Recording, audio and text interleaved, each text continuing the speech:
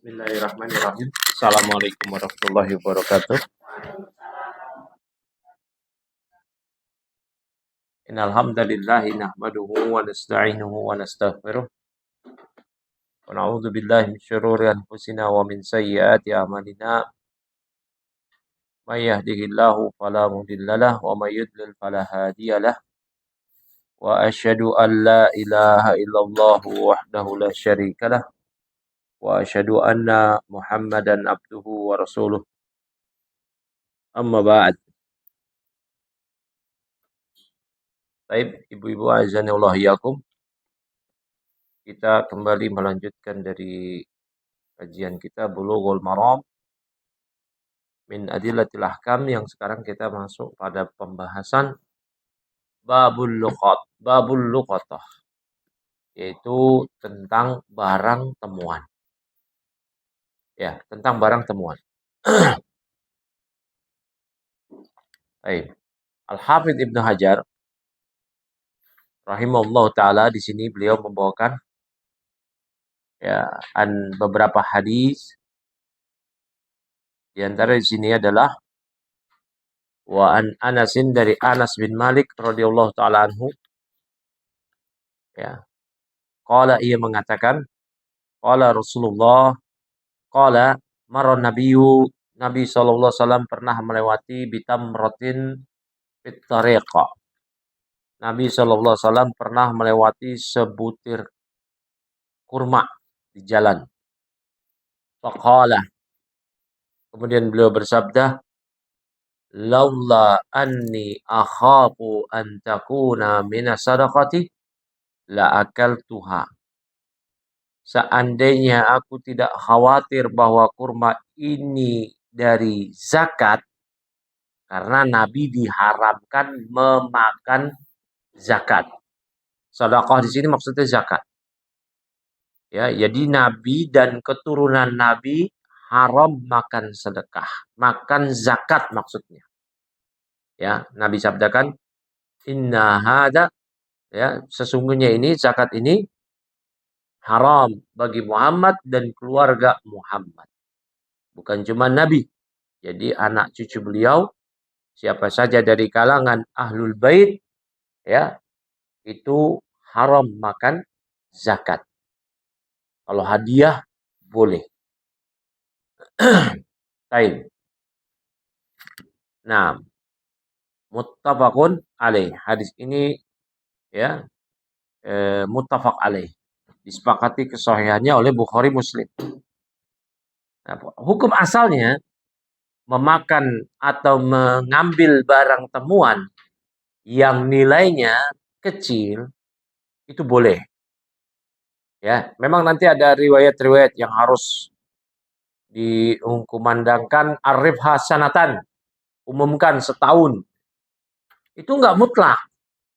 Para ulama mengatakan itu pada barang-barang yang besar nominalnya, atau bahkan menyatakan yang di situ ya yang minimalnya itu 1/4 dinar.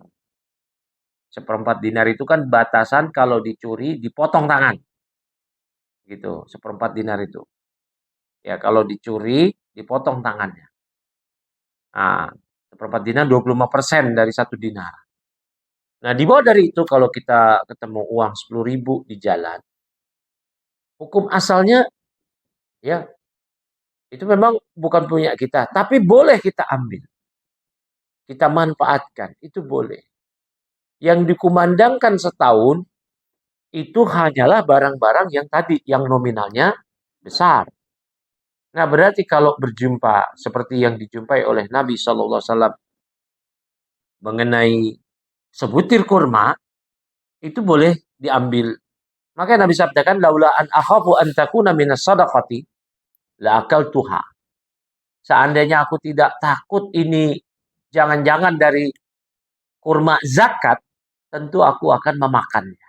Karena ada penghalang dari Nabi untuk memakan barang temuan tersebut, yaitu zakat yang diharamkan untuk Nabi dan anak cucu Nabi atau keluarga Nabi. Seandainya Nabi ketemu roti yang Nabi boleh memakannya, yang itu bukan bagian dari zakat misalkan, atau yang lain, itu diambil. Makanya Nabi katakan, laula anni akhafu an takuna minas sadaqah la akaltuha. Seandainya aku tidak khawatir itu bagian dari zakat, tentu aku akan memakannya. Bisa dipahami di sini ya. Ya. Jadi dari sini kita bisa ambil faedah jawazu akhdhu syai' al-hakir as-saqit alladhi yatasamahu bihi wa la yajibu at-ta'rif bihi. Ya. Yaitu bolehnya mengambil ya sebuah benda yang remeh, yang kecil, nilainya yang nominal yang kecil, yang jatuh ya, yang tidak wajib diumumkan selama setahun. Tapi kalau kita ketemu sesuatu yang nilainya besar, handphone itu nilainya besar bukan kecil. Ya, apalagi handphone yang mahal. Nah, itu maka wajib diumumkan setahun. Ya, tapi kalau yang kecil kayak tadi zakat itu boleh makan. Cuman kan Nabi tidak mau makan bukan karena itu barang temuan. Tapi apa? Ada penghalang, beliau diharamkan dan seluruh keturunan beliau. Keturunan Nabi ini siapa sih? Ya, Ahlul Bait. Ahlul Bait itu berarti siapa? Bani Hashim, Bani Muttalib. Bani Hashim dan Bani Muttalib. Tahu Ibu Bani Hashim? Enggak tahu. Bani Muttalib? Enggak tahu juga. Nah, kalau saya tanya siapa Raja Majapahit, tahu lagi jangan-jangan. Siapa Hayam Wuruk? Tahu. Siapa Gajah Mada? Tahu. Siapa Bani Hashim? Bingung. Siapa Bani Muttalib? Bingung. Ya, saya sedikit cerita ya. Ceritanya bukan ngalor ngidul kok. Jadi Raja Arab dulu, ya, leluhurnya Nabi, Abdul Manaf, punya anak 2 laki-laki. Hashim dan Muttalib. Anak pertama Hashim, anak kedua namanya siapa? Muttalib. Hashim mau safar ke Syam. Dia singgah di Madinah, di kota Madinah. Yasrib dulu namanya. Kemudian di persinggahannya dia menikah dengan wanita situ namanya Salma. Ya, dari Bani Najjar. Namanya siapa? Salma. Salma, perhatikan nih. Kemudian Hashim setelah menikah, nggak lama di situ, ya, dia tahu sampai istrinya hamil, dia melanjutkan perjalanannya ke Syam. Ternyata di Syam dia nggak balik lagi ke Madinah dan siap berencana menjemput istrinya dan cikal bakal anaknya untuk dibawa pulang ke Mekah. Karena beliau adalah orang Mekah dan beliau ada Raja Mekah. Ya, penguasa Mekah. Namun ternyata Hashim meninggal. Hashim meninggal, meninggalkan istri dan bayi yang dikandung. Dia punya adik di Mekah. Namanya tadi siapa adiknya? Muttalib. Muttalib ini tahu abangnya sebelum meninggal menikah di Madinah. Dan Muttalib ini tahu kakak iparnya hamil. Ya, kakak iparnya hamil. Maka si Muttalib ini pun pergi ke Madinah mau menjemput kakak iparnya. Tadi siapa namanya? Lo langsung lupa. Salma. Salma dari binti Najjar, dari Bani Najjar. Ternyata Salma, ya, jadi si Hasib ini misinya bukan mau jemput kakak iparnya, enggak. Tapi mau mengambil anak abangnya. Untuk dipersiapkan menjadi Raja Mekah kelak. Salma sudah melahirkan. Tapi Salma menolak. Enggak mau.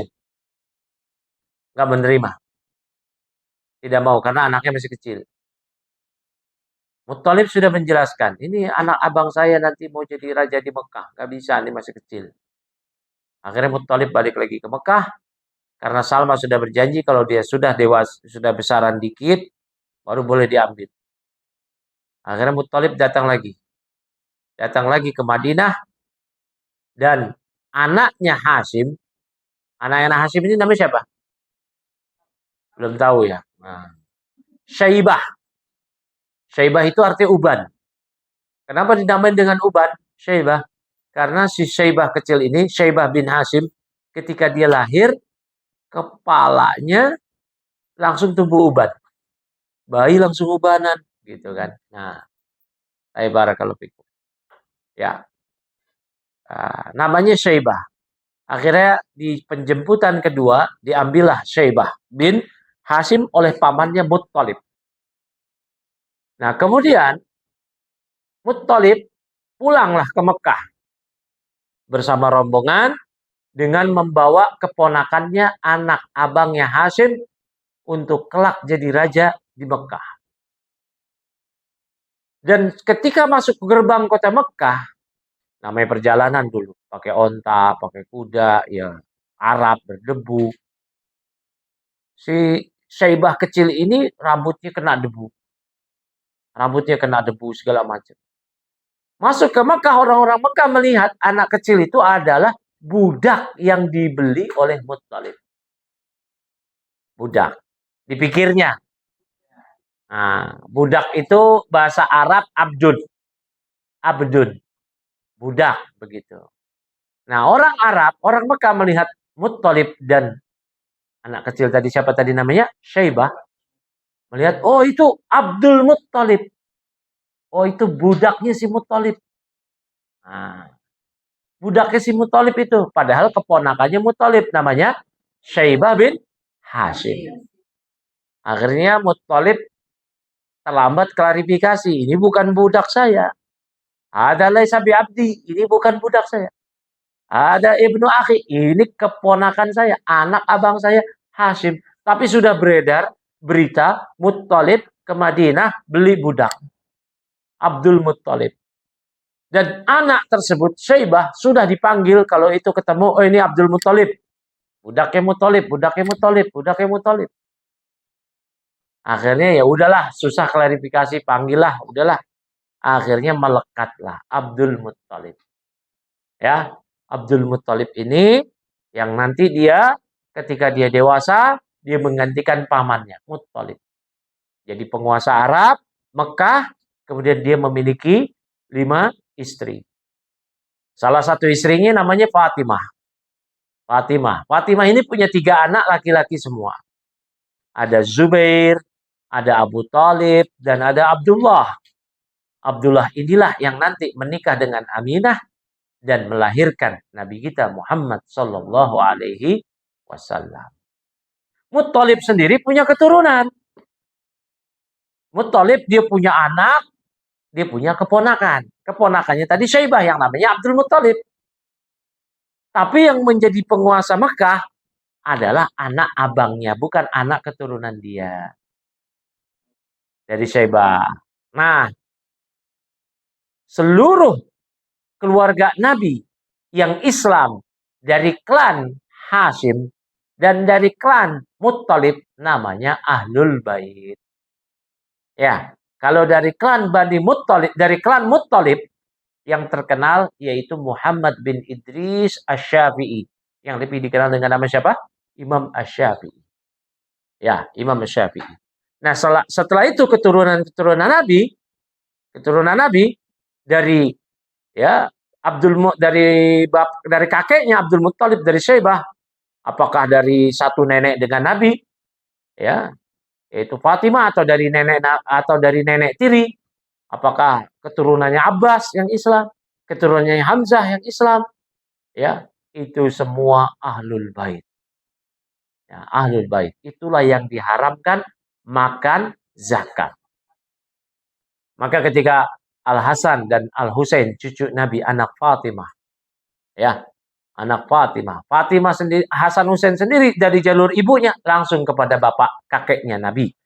Kalau dari jalur bapaknya, yaitu dari jalur bapaknya sendiri Ali, Ali adalah anak Abu Thalib. Abu Thalib sama-sama anak dari Abdul Muttalib, dari Syaibah. Perhatikan ya, berarti dari Bani Hashim. Dari Bani Hashim. Maka semua ini, Bani Hashim dan Bani Muttalib, itu yang muslim, ahlul bait. Haram makan zakat. Haram makan zakat atau menerima zakat. Saya, bapak, ibu semua, bukan dari klan tersebut. Berarti kita boleh menerima zakat. Boleh menerima zakat. Emangnya kita fakir miskin? Yang namanya penerima zakat kan nggak mesti fakir miskin. Ibnu Sabil, ya, Gorimin, itu berhak menerima zakat. Ya, mu'allafatu qulubuhum, orang yang baru masuk Islam, berhak menerima zakat. Ya, orang yang berjihad di jalan Allah, berhak menerima zakat. Tapi kalau ahlul bait dari kalangan Bani Hashim, Bani Muttalib, nggak boleh. Dan inilah yang mencegah Nabi untuk tidak mau makan kurma temuan. Di hadis pertama ini. Bukan karena itu barang temuan. Tapi apa? Kata Nabi, laula anni akhafu an takuna minas sadaqah la akaltuha. Seandainya aku tidak khawatir kurma ini adalah dari zakat, tentu aku akan memakannya. Ya, bisa dipahami ya.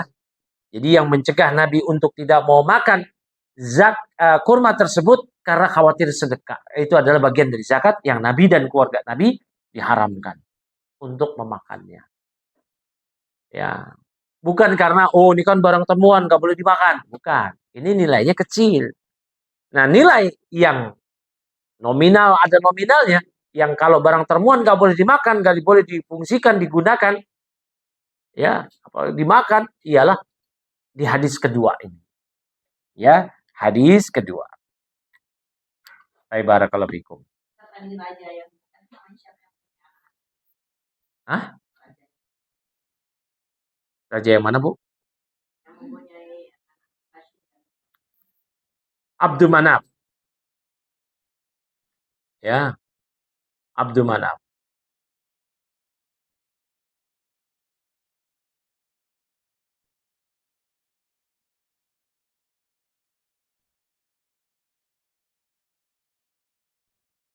Nah,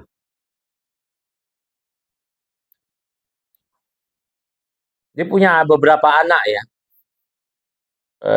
Beberapa anak, yaitu Hashim, cuman yang dua yang hidup. Hashim dan Muttalib yang hidup. Yang dua lagi mati. Dua lagi itu Abdul Syams dan Naufal. Ini Abdul Manaf ini penyembah berhala. Makanya nama anaknya Abdul Syams, hambanya matahari. Ya. Nah, kemudian yang hidup dua. Nah, kemudian yang mewarisi anak pertama, Hashim. Ya, Hashim meninggal tadi. Nah, Hashim meninggal tadi. Hashim meninggal, ya dilanjutkan oleh adiknya, Muttalib. Nah, itu kisahnya tadi. Ya, sudah paham alur sejarahnya? Ya, kalau kita nggak paham si Hasham apa namanya, si Hayam Wuruk, Gajah Mada, itu nggak masalah. Ya, nggak masalah. Ya, nggak masalah. Kita nggak ngerti super smart, kita nggak ngerti apa, ya udah, mungkin kita kurang makrifat aja. Tapi kalau kita nggak paham sirah Nabi, itu muskilah. Bahkan ada orang yang tahu, nah bukan cuma nama istri artis, nama anak artis. Ya, tahu. Ini Rapatar. Rapatar. Ini siapa adik pasti saya. Ini siapa nama itu? Cimol apa lupa saya. Nama adiknya katanya. Ya, nama adiknya. Itu bahkan anak saya aja hafal itu. Ya. Saya juga bingung. Hafal itu nama adik Rapatar. Nih, ini nama Rapatar. Ngapain? Ngapalin nama anak artis. Nah, anak-anak Nabi kita ternyata getar nggak hafal, itu bahaya. Leluhur Nabi kita nggak hafal. Nah, itu yang kurang lah dalam keagamaan kita. Ya harus kita pelajari. Nah, baik. Nah, ini hadis kedua yang akan menerangkan kapan barang temuan tidak boleh digunakan, di, namun diumumkan setahun. Nah, ini di hadis kedua. Baik, barakallahu fikum. Wa an Zaid, dari Zaid, ya. Ibn Zaid ibn Khalid al-Juhani. Zaid bin Khalid al-Juhani. Radhiyallahu ta'ala anhu. Qala, ja'a rajulun ila Nabi. Ada seseorang pria datang kepada Nabi sallallahu alaihi wasallam, fasa'alahu anil luqatati. Anil luqati. Maka orang tersebut bertanya kepada Nabi tentang luqatah. Luqatah tadi itu apa? Barang temuan yang bersifat muhtaram, yang dimuliakan. Ya, yang ditemukan dalam keadaan tidak dijaga, tidak dimiliki. Dan orang yang menemukan tidak tahu siapa pemiliknya. Itu namanya luqatah. Kalau tahu nih, oh ini punya dia, itu bukan luqatah. Di depan kita jatuh handphonenya. Terus kita diemin aja. Itu barangnya bukan luqatah namanya. Bukan luqatah, kita panggil orangnya. Mas, handphonenya jatuh. Dompetnya jatuh, kita tahu itu punya dia. Terus jatuh. Kita diemin aja. Itu bukan luqatah namanya. Ya, itu bukan luqatah. Yang tidak diketahui siapa pemiliknya. Barang berharga. Barang temuan yang berharga. Yang berharga.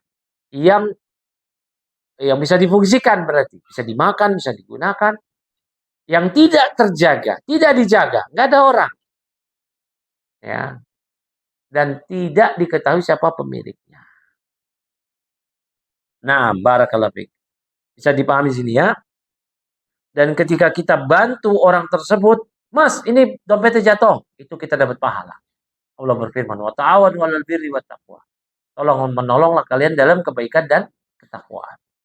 Ya. Nah, kita lanjut. Fasa'alahu 'anil luqatih. Maka orang tadi bertanya kepada Nabi tentang luqatah, barang temuan. Faqala, ini yang nilainya besar. Yang nilainya nominalnya rubu' dinar, seperempat dinar. Ya, seperempat dinar. Nah, para ulama mengatakan luqatah yang wajib diumumkan tidak boleh digunakan, yang diumumkan setahun tadi seperempat dinar, 25% dari satu dinar. Karena ini batas minimal, kalau dicuri potong tangan. Ya, maling sendal nggak potong tangan Bapak Ibu. Maling sendal di masjid bukan potong tangan. Ya, tapi takzir, hukuman yang diberikan oleh hakim, oleh qadhi, ya sesuai dengan ijtihad qadhi, apakah dicambuk, di penjara dan semisalnya. Nah, sebagian ulama yang lain mengatakan harta yang wajib diumumkan setahun ini, kalau ditemukan tadi luqatah tadi, ialah yang menurut kebiasaan tempat tersebut dianggap sebagai sesuatu yang bernilai berharga. Ya, jadi kalau nemu 10.000, 5.000, orang-orang sepakat itu boleh digunakan. Ya, lagi jalan, tiba-tiba nendang isi kotak risol, ini apa namanya, pastel. Boleh dimakan apa enggak? Boleh, boleh, boleh. Karena dia bukanlah sesuatu yang sangat-sangat berharga menurut orang tersebut, menurut apa namanya, cakupan orang tersebut. Walau yang memilikinya, mana itu pastel saya, itu berharga banget buat saya. Itu menurut dia, menurut keumuman masyarakat di tempat tersebut, tidaklah seberharga barang-barang yang berharga. Ya, jadi nominalnya menurut pendapat yang kedua itu tidak ditentukan, sesuai dengan anggapan masyarakat setempat. Nemu handphone, walaupun harganya di bawah seperempat dinar. Seperempat dinar juga nilainya besar, Bapak Ibu. 1 dinar 4,25 gram emas. 4,25 gram emas. 1 dinar. Berarti seperempat dinar, ya 1 gram. 1 gram sekarang tinggi. Berarti kalau 1 juta, handphone 1 juta rupiah misalkan. Ya. Nah, kalau mengikuti pendapat yang pertama, itu bukan luqatah. Tapi sekarang, di negeri kita, handphone dianggap sesuatu yang berharga kan? Nah itu. Ya, ini kalau pendapat yang kedua, itu yang kata Nabi SAW, i'rif ifa soha wa wika'aha. Nah ini di hadis ini. Kata Nabi SAW. Perhatikan tempat dan talinya. Perhatikan tempatnya, talinya. Perhatikan. Nah. Summa arif hasanatan. Kemudian umumkan selama 1 tahun. Fa in ja'a sahibuha. Kalau datang pemiliknya, ya kamu kembalikan. Wa illa fasya'nuka biha. Tapi kalau pemiliknya 1 tahun nggak datang, 1 tahun hijriah. Setelah di hari pertama dikumandangkan, diumumkan. Perihal barang yang kehilangan. Kalau ternyata dari 1 tahun tersebut setelah lewat, orang yang memiliki tidak datang, wasya'nuka. Maka itu terserah kamu. Kamu mau apain? Mau gunain silakan. Qala fadalatu al-ghanam. Qala fadallatul ghanam, kata orang tadi. Ya qala fadallatul ghanam. Lalu bagaimana kalau tentang kambing yang tersesat, yang hilang? Terus datang nih ke saya. Qala hiyalaka wa li akhika aw li dhi'bik. Ya. Kemudian kata Nabi SAW, itu kambing itu punya kamu, punya saudara kamu, atau punya serigala? Serigala yang punya. Qala fadallatul lil ibil. Ya. Kemudian orang itu tanya lagi. Ya. Fadallatul ibil. Gimana kalau yang tersesat, yang hilang itu adalah onta nyasar? Ya. Kemudian kata Nabi, malaka walaha. Apa hubunganmu dengannya? Ya. Maha syiqauha. Di onta tersebut dia punya kantong minuman, ya, dia punya cadangan minuman di punuknya, wahidauha, ya, dia punya sepatu, punya kaki, itu otak, taridul ma'a, dia bisa datangin air, watak kulus syajar, dia bisa makan pohon, ya, hatta yalqaha rabbuha, hingga nanti pemiliknya menemukannya. Berarti nggak ada itu istilah, nih nemu kambing, nih nemu onta, ini enggak, ya. Barakallahu fikum. Ya, dia bisa jalan sendiri udah. Biarin aja, bukan punya kita. Nah, barakallahu fikum. Sebelum kita bahas lebih lanjut lagi mengenai dalil-dalil yang dibawakan oleh Hafidz Ibnu Hajar, kita akan membahas mengenai luqatah ini. Ya, tadi kata Nabi, arif hasanatan, umumkan selama 1 tahun. Ini bagian dari tolong menolong dalam kebaikan. Kita bantu saudara kita. Tapi umumkannya, jangan spesifik. Siapa? Saya telah menemukan uang 5 juta rupiah, 10 juta rupiah di tas berwarna hitam. Ya semua orang akan ngaku. Ya. Tapi jangan umumkan secara detail, umumkan aja telah ditemukan tas berisi uang. Bagi yang merasa memilikinya silakan datang. Begitu. Oh, itu punya saya. Tasnya warna apa, Pak? Merah. Oh, salah, hitam ini yang benar. Ya, minggir. Oh, itu tas punya saya. Warna apa tasnya? Hitam. Oh iya. Isinya berapa? Ya, isinya 1 juta. Oh, salah, ada minggir. Begitu. Jangan sampai semua orang bisa mengaku-ngaku. Biar pemilik tepatnya itu datang. Itu punya saya. Tasnya warna hitam. Isinya 10 juta. Di dalamnya ada kantong kresek. Wah, betul. Balikin. Ya, dan jangan harap imbalan. Ya. 10% dong. Lain. Nggak boleh. Terserah orang itu mau memberi atau tidak. Silahkan. Ya. Silahkan. Dan banyak kok orang-orang yang baik. Ada orang yang kejatuhan tas. Ya, dibilang, mas ini jatuh. Atau dicari bahkan. Ya. Nah. Kalau ada KTP-nya itu berarti bukan lukotoh. Ya, lukotoh itu apa sih? Yang tidak diketahui pemilik. Kalau ada KTP-nya bukan lukotoh. Ada alamatnya bukan lukotoh lagi. Udah bukan. Itu dibalikin. Nah, baik barakallahu fikum. Bisa dipahami ya? Oh iya, kita tadi kelewat nih mengenai pembahasan pendetailan dari hukum lukotoh. Ya, lukotoh ini memiliki ya rukun. Rukun lukotoh itu ada 3. Ya, rukun lukotoh ada 3. Yang pertama ya adalah iltiqat, yaitu menemukan. Yang kedua multakit, orang yang menemukan. Yang ketiga lukotoh, barang yang ditemukan. Jadi ada penemuan, orang yang menemukan, dan barang yang ditemukan. Itu ya. Iltiqat, penemuannya. Multakit, orang yang nemu. Lukotoh, barang yang ditemukan. Lukotoh spesifiknya tadi. Ya, nominalnya besar. Atau minimal 1/4 dinar. Itu diumumkan setahun. Diumumkan setahun. Kalau kurang dari itu, nemu mangga di bawah, udah makan aja, ambil aja. Ya, ambil aja. Nemu duit 10.000, silakan ambil, mau ambil, enggak, atau sedekahin, atau bebas. Ini pengecualian kalau di tanah haram ya, nggak boleh. Kalau di tanah haram di Mekah, jangan. Ada duit jatuh, walau kecil 1 real, 3 real, udah biarin aja. Jangan, nggak boleh. Nggak boleh. Ya, tanah di haram itu, lukoto barang cemuannya nggak boleh diambil. Biarin aja.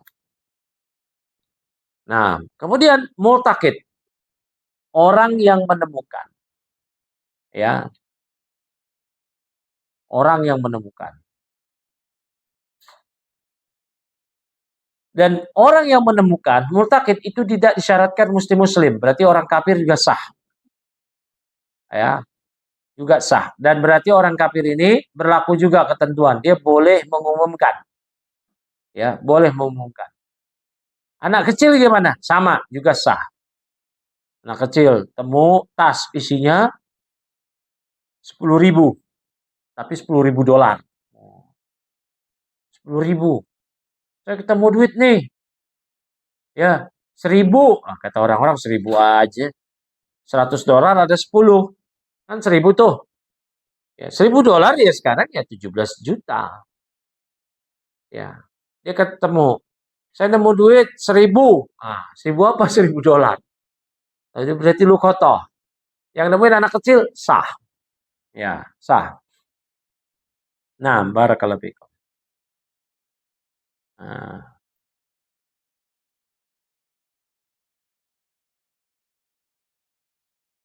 kemudian kalau kita ketemu di jalan ini, ada barang ini. Kadang-kadang kita ini takut. Ambil gak ya? Ntar saya lagi salah. Kalau di Mekah, enggak, biarin. Tapi kita kan bukan di Mekah ini. Di Jakarta, Jabodetabek. Ya, terkadang hukumnya kita wajib kita ambil. Kemudian kita umumkan setahun. Ya, wajib kita ambil kalau memang atau apa namanya, tidak ada orang yang dipercaya kecuali kita, misalkan begitu. Kita ngelihat ini, di belakang kita orang-orang fasik, pengamen jalanan di belakang kita. Kita duduk jalan paling depan, kita ambil duluan, biar kita umumkan. Karena kalau tidak, nanti akan diambil atau dikuasai oleh orang-orang yang zalim, yang jahat. Berarti ketika kita mengambil, itu hukumnya wajib. Paham sini ya Bapak Ibu ya? Ya, nanti kita kumandangkan setahun. Bukan buat kita ambil untuk kita miliki secara pribadi. Misal, ya, ibu lagi berjalan. Di belakang ibu orang-orang fasik. Anak-anak pengamen, gelandangan, yang jahat-jahat lah. Ya, yang mereka jauh dari agama.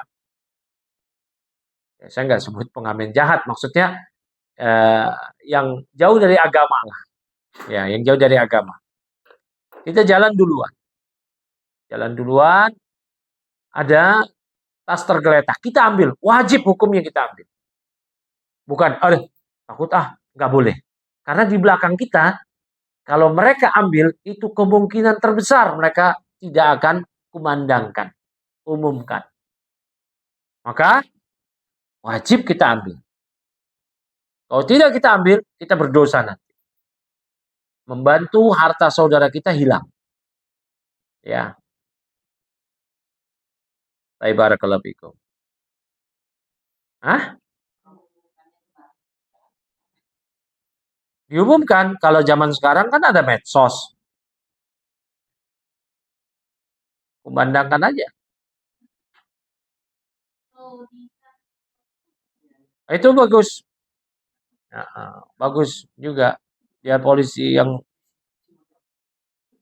ya, ya kita percaya ya. Ya, polisi itu kan baik katanya. Katanya itu ya. Katanya ya. Nah, ya kecuali bapak ibu ya hilang kepercayaan. Menurut ibu ya ini mah sambo semua ini. Itu baru lain lagi. Nah, selain dari itu kita tidak wajib mengambil, ya, barang temuan. Jadi ya, terkadang wajib. Kalau di belakang kita sesama pejalan kaki itu orang-orang yang gak baik agamanya. Yang kemungkinan besar mereka akan manfaatkan sendiri. Ya, sementara ini harta orang lain nanti akan hilang. Ya, begitu. Barakallahu fikum.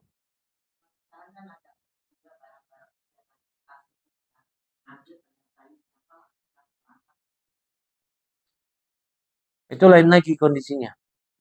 Kalau memang dominan, itu perangkap. Ya. Nah, terkadang ada yang haram kita ambil. Kapan itu? Kalau dirinya nggak kuat iman. Oh, nanti saya akan khianat ini. Saya lagi butuh. Ntar saya jual lagi. Nah, itu jangan diambil. Maka hukumnya haram. Ya,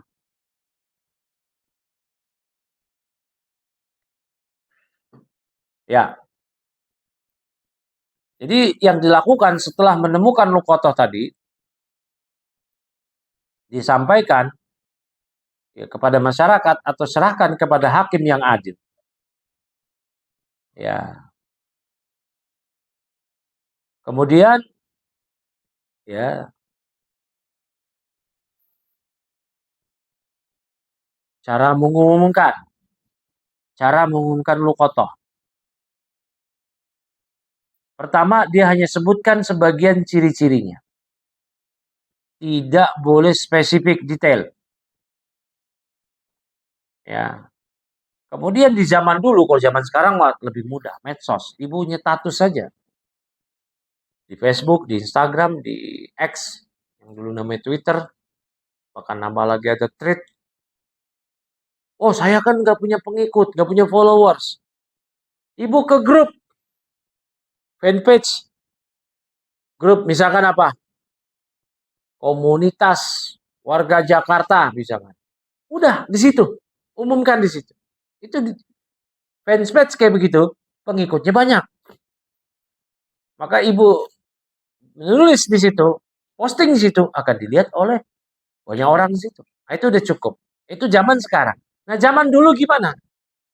Kalau zaman dulu atau zaman nanti ketika medsos udah nggak ada lagi. Ya, barakallahu fikum.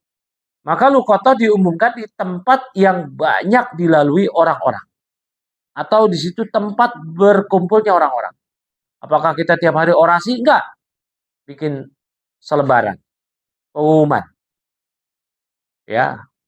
Nah, waktu pengumumannya beberapa kali aja. Ya, pengumuman pertama kan setahun tuh. Belum dilupakan orang. Lakukan pengumuman kedua lagi. Ya, terserah mau dibagi sebulan sekali berarti 12 kali. 12 kali per selebaran. Atau 3 bulan sekali, 4 bulan sekali. Nah, Barakallahu fikum. Nah, kalau makanan-makanan yang bersifat tidak awet, akan busuk, basi, udah ambil aja. Nemu pastel, ada kotak pastel, udah makan, mau diapain? Lu kotor. Ini pertama bukan barang berharga, ya kan? Bukan barang berharga. Nah, ini bukan barang berharga. Maka udah diambil aja, diambil. Dimakan boleh atau dikasih ke orang lain. Nah, sekarang nemu pastelnya itu bukan satu box, tapi satu apa yang banyak nilainya besar. Satu truk. Ya anggaplah ya begitu. Anggaplah demikian. Ya, yang itu berharga sekali berarti. Ya udah diumumkan. Kalau nggak ada, ya udah dibagi-bagikan supaya makan, supaya tidak mubazir. Karena besok basi. Ya, begitu. Nah, barakallahu fikum.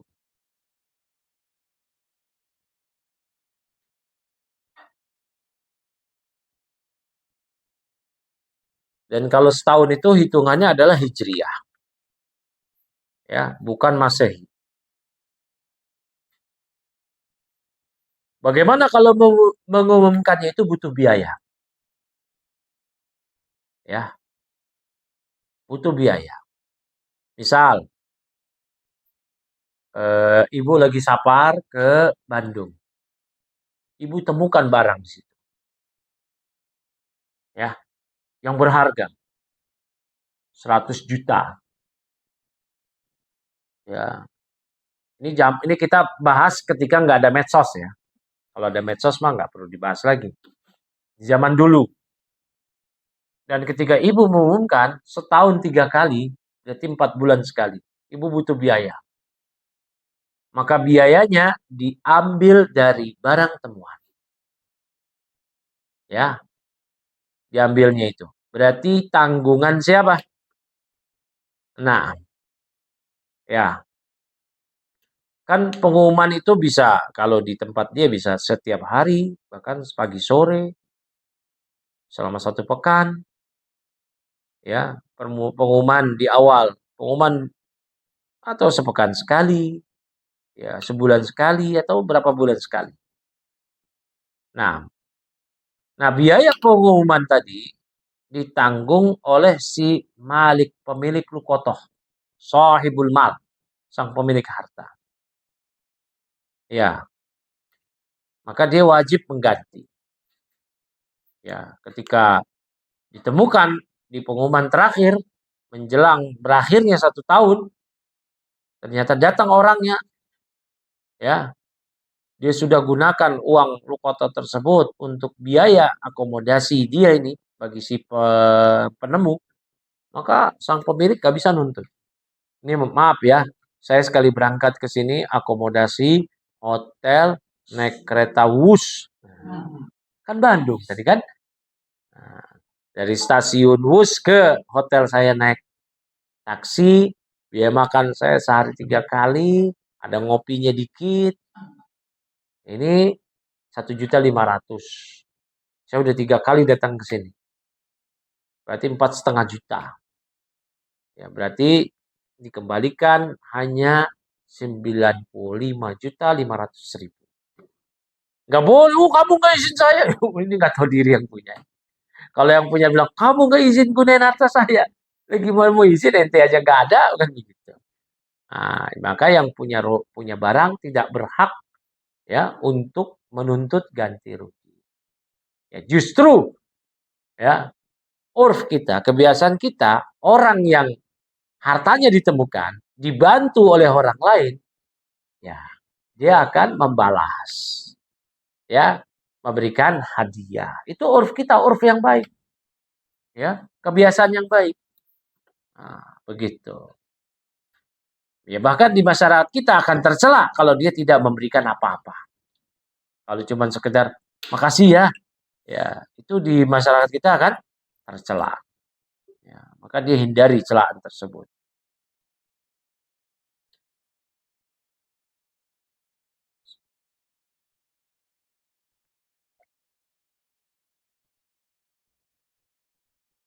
Nah, kalau bukan uang, oke. Ya, ini ada beberapa masalah barang yang ditemukan selain uang. Ya. Nah, ini pertama ya, barang yang tidak bertahan lama. Artinya barang yang ditemukan Lukoto tersebut kalau nggak dimanfaatkan rusak atau basi. Semisal makanan dan buah-buahan. Mang makanan apa yang mahal? Semisal ibu lagi jalan ketemu box makanan yang mahal. Apa? Steak wagyu. Ya, 1 kilo. 1 kilonya katanya seharga berapa tuh katanya? Tahu udah berapa steak wagyu yang paling mahal lah ya. Ya, steak wagyu yang harganya anggaplah 10 juta. 10 juta. Kan begitu ya. Kalau makan steak wagyu itu ya di restoran internasional tuh yang punya si Salt Bay itu kan itu bisa sampai 20 juta katanya. Ibu ketemu itu steak itu. Baik, ya. Maka orang yang menemukan punya dua opsi. Punya dua opsi. Pertama, dimiliki seketika itu juga. Berarti dia ambil, dia makan. Ya. Tapi dengan catatan dia harus siap menanggung atau mengganti sesuai harganya. Karena ini nominalnya besar. Ini bukan nemu pastel. Kalau nemu pastel nggak wajib ganti karena nominalnya kecil. Ini opsi pertama. Pas dia bilang, oh pas ketemu ini, kapan lagi saya makan ini? Ntar dah, kalau itu saya ganti. Kalau ketemunya datang, saya ganti. Nah, opsi yang kedua, kita jual Lukoto tersebut dan simpan hasilnya. Nanti untuk diberikan kepada pemilik kalau ketemu. Ini yang pertama, kalau selain uang. Ya, itu tadi. Yang kedua, ya, kalau selain uang dan handphone gitu ya, segala macam ya. Barang yang ditemukan dia tidak bertahan lama, tapi dengan proses. Kan kalau kayak tadi makanan yang tadi nggak dimakan sekarang, besok basi, besok busuk gitu ya. Nah itu, apalagi baru dimasak, besok busuk. Ya, misalnya apa? Anggur dan kurma yang masih basah, bukan kering, bukan dalam bentuk kismis, tapi masih basah, anggur biasa. Dia akan busuk tapi lama. Nah, jika barang tersebut dibiarkan, dapat berubah rasa, warna, aroma, ya, berubahlah nilainya. Ya, tapi kalau kita pertahankan, kita urus dengan baik, nanti dia bisa jadi bermanfaat juga. Jadi kurma kering, jadi anggur kering, kismis. Kalau sudah jadi kurma kering atau anggur kering, kismis bisa bertahan lama. Ya, baik. Maka hukum bagi yang menemukan barang seperti ini, ya, dia harus lakukan yang paling baik, yang paling bermanfaat, paling layak terhadap pemiliknya. Ya, dia punya dua hal. Dia lakukan tuh proses dia nih. Dia tahu ini anggur orang lain banyak dia ketemu. Ya ketemu satu kontainer anggur. Maka dia sendiri yang memproses. Ya, barakallahu fikum. Maka biaya ditanggung oleh orang sih yang menemukan ini. Ya. Nah,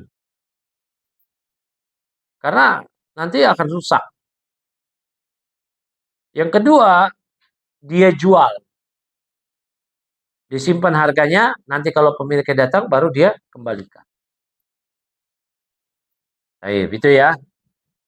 Nah, adapun yang lain dari itu, handphone, uang, segala macam, dia harus jaga. Dia harus umumkan selama 1 tahun. Dia harus amanah. Ya, saya barakallahu fikum.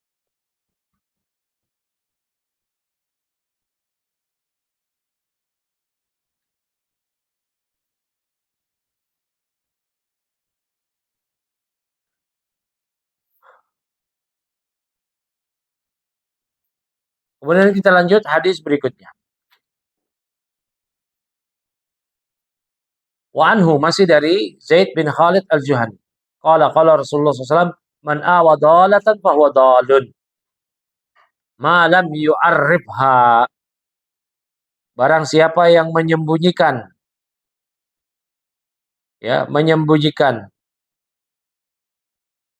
dalatan, ya, barang temuan yang ditemukan di sini kalau disyarah itu dalah malam yu'raf lahu malikun minal hayawanat, yaitu hewan yang tersesat yang tidak diketahui siapa pemiliknya. Siapa yang menyembunyikan hewan yang tersesat, maka hewan tersebut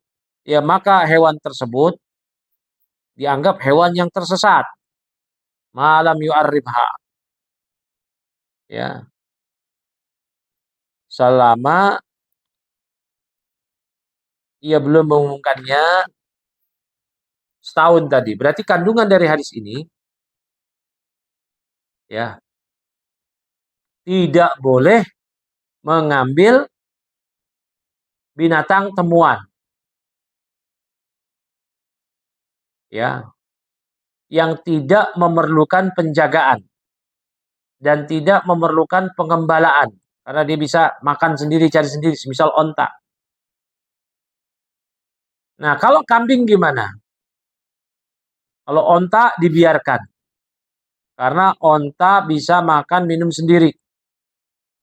Kalau kambing, sebaiknya dia pelihara. Ya, dia pelihara. Nah, ini permasalahan mengenai kambing tadi. Ya, kalau barang yang hilang tadi itu adalah, ya, hewan, kambing. Ini biasa di kampung-kampung. Nah, ya, karena nanti kalau tidak dipelihara, nanti dia akan diterkam oleh anjing hutan, serigala, dan semisalnya. Ya, maka ya udah dia simpan, dia pelihara. Ya, nanti dia boleh meminta ganti rugi biaya pemeliharaan kepada si pemilik kambing apabila 1 tahun telah dia umumkan. Ya, ternyata 3 bulan setelah hilang ditemukan, dia minta ganti rugi. 3 bulan pakannya nih, kambing kamu sekian. Ya, nah itu demikian. Disimpan, nanti harganya dikembalikan ke pemilik kalau pemiliknya diketahui. Ya, kalau diketahui pemiliknya siapa. Begitu.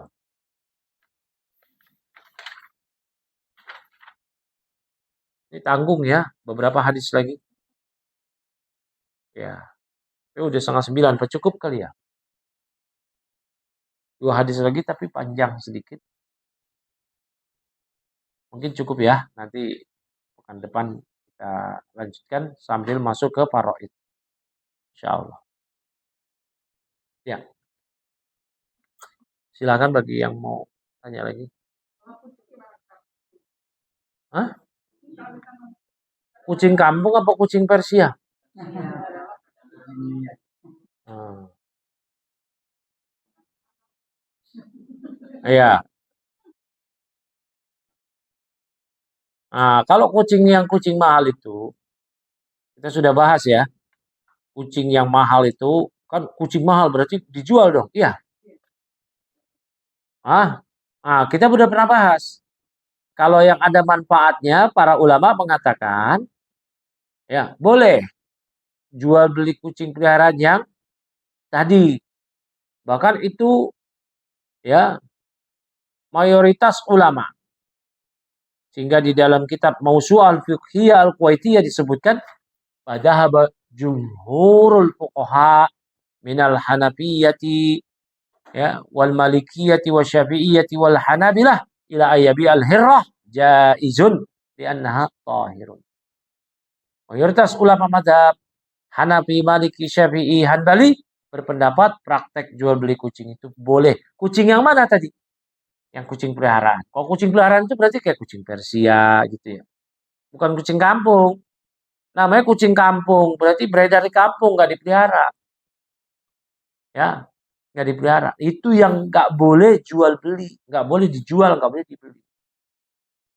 Ya, nah termasuk juga berarti kalau kucing Persia ini tersesat, ya boleh kita ambil, pelihara, kita temukan, ya diumumkan.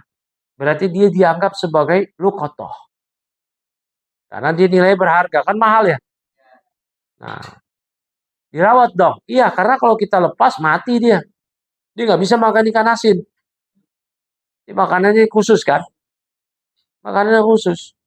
Beda sama kucing garong, kucing kampung. Nah, kucing kampung dikasih tempe aja dimakan. Iya. Nah, kalau kucing ini milih-pilih makanan. Berarti kita rawat. Nanti pemiliknya datang, kita minta ganti rugi. Ya, itu demikian. Ya, yang lain silakan. Mau tanya.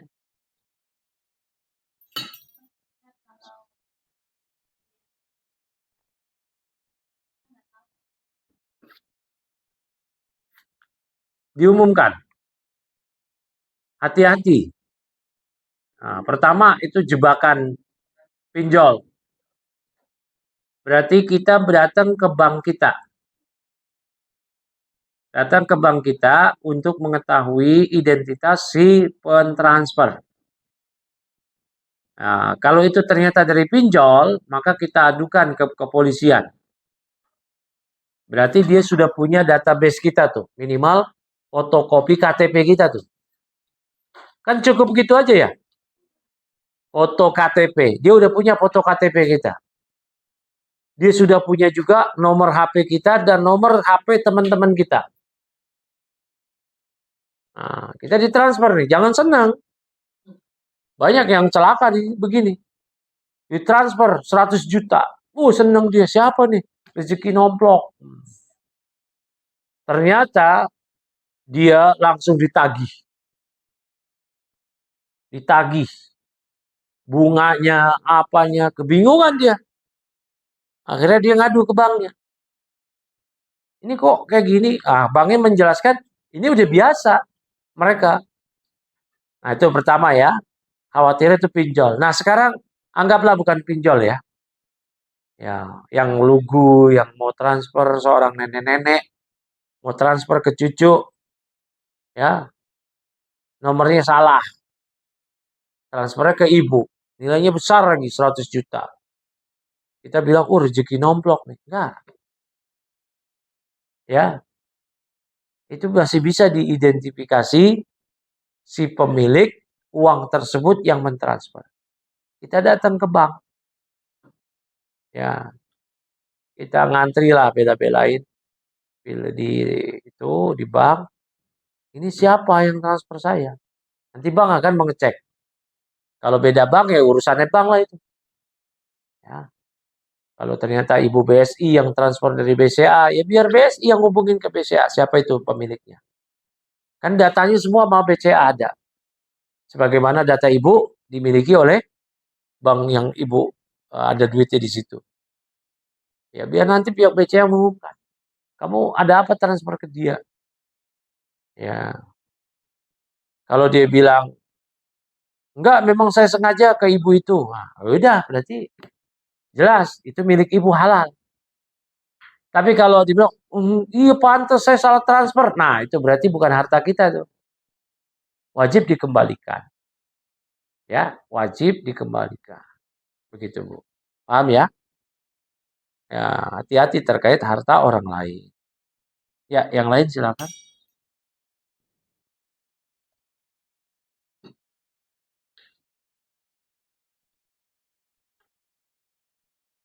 Kalau nggak ada kita cukupkan. Subhanakallahumma bihamdik asyhadu an la ilaha illa anta astaghfiruka. Assalamualaikum.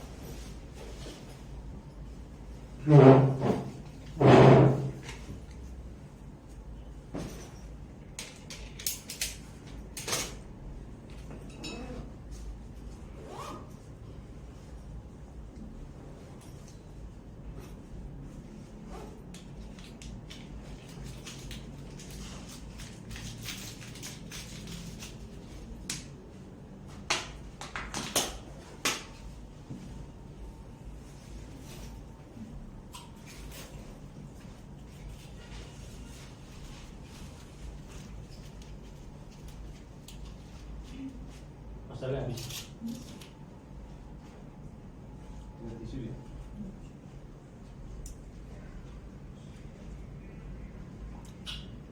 Oh, kamu dikasih minum? Tuh, porsi kopinya banyak.